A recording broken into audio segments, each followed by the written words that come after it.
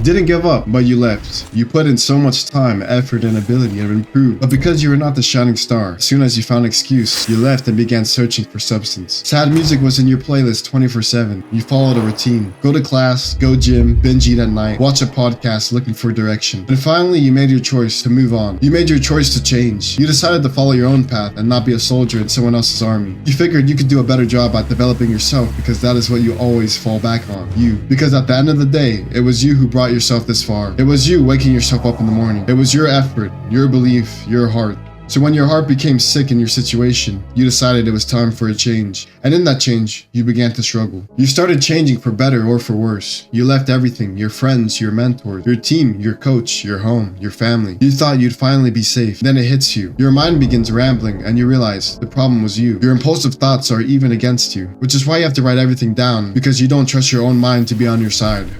From there you conclude that you are not the hero, that it isn't your job to take care of everyone, and that you have to focus on yourself. But obviously, that kind of mentality means nothing to you, because that is your purpose. Helping and being courageous is the only thing that makes you happy, so you struggle with nothing to fight for. But in that mentality of focusing on yourself, you start to help yourself. You build what you can, discipline, dieting, confidence, and the progress is slow at the beginning. But because you tried, there is progression. Failure is your foundation, and you fail over and over again. Some failures become habit, and others are brand new, but you begin to uncover who you truly are. You learn your own character. You learn you give up. You learn you are emotional. You learn you are prone to mistakes. But it's not enough for you. There is nothing else to do. You learn effort is only one part of the equation. All you have is your try. Even though you forgave yourself, even though you were there for yourself, even though you changed, you are not who you want to be. And this lack of knowledge and application catches up with you. Given the circumstances, you are now forced to build emotional control and mentality. It's like a sickness, anger, strife, self-deletion, contemplations, suppressed happiness. Mentally, you become blind to your own ignorance. And within this lack of a sound mind and emotional control, you look for a cope. Women, video games, drugs. You surround yourself with like-minded people, not able to see that they are a mirror to yourself.